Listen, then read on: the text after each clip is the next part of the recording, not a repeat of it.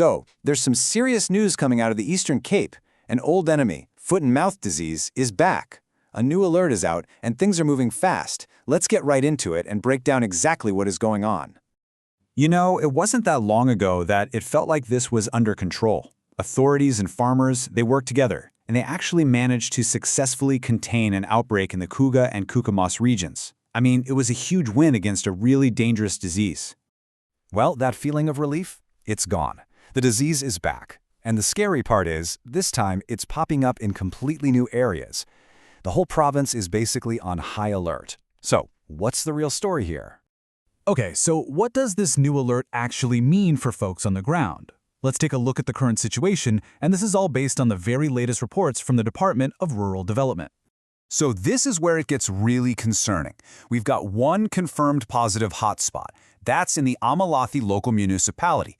But look at the suspected cases. They're not clustered together.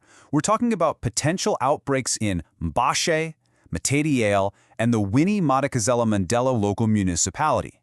Right now, as we speak, samples from those areas are being tested.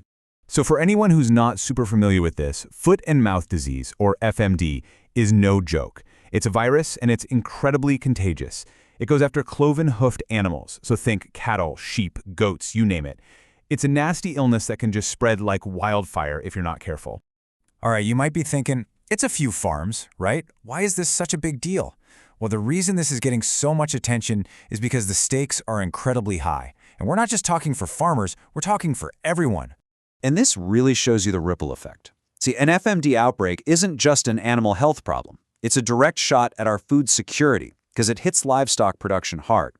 It can absolutely crush local economies that rely on farming and pretty much paralyze the entire agricultural sector with things like trade bans. So as you'd expect, the authorities are not messing around. They've rolled out a really strict containment plan. And the goal is simple: stop this virus dead in its tracks before it becomes a full-blown provincial disaster. And the headline number here is 30. That's the one to remember. A 30-day province-wide ban on moving animals has been slammed into place. It sounds drastic, and it is, but it's a critical step to try and stop the disease from hopping from one area to another. And just so there's no confusion, here's the official word right from the department. Basically, no animals can be moved, period. There is one and only one exception. If an animal is going straight to an abattoir to be slaughtered, that's it. Everything else is a no-go. Now, on top of that big province-wide ban, they're also getting super specific. Every single farm that has a confirmed case, or even just a suspected one, has been put under a total strict quarantine. We're talking nothing in, nothing out. It's all about creating these fire breaks right at the source.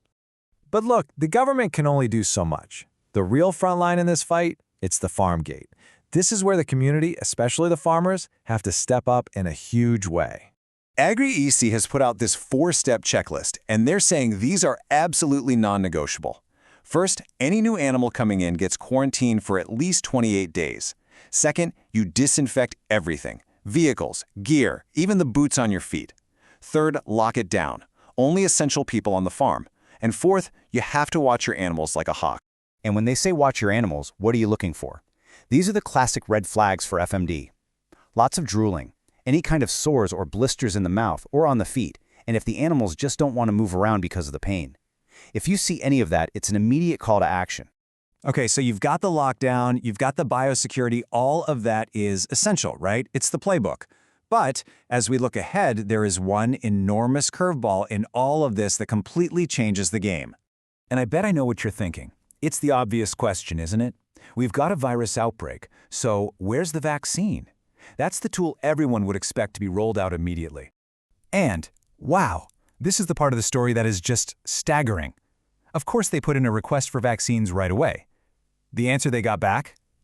The absolute earliest FMD vaccines will be available in the Eastern Cape is the end of January 2026. Yeah, you heard that right, more than a year from now. So just let that sink in for a second. For the next 12 months, give or take, there is no vaccine safety net. There's no cavalry coming. The only defenses they have are the things we just talked about: airtight biosecurity on every single farm, strict movement control, and reporting anything suspicious immediately. That is the entire toolbox. And that really leaves us with the one massive question hanging over everything. The whole battle against this devastating disease is now, literally, resting on the shoulders of the community.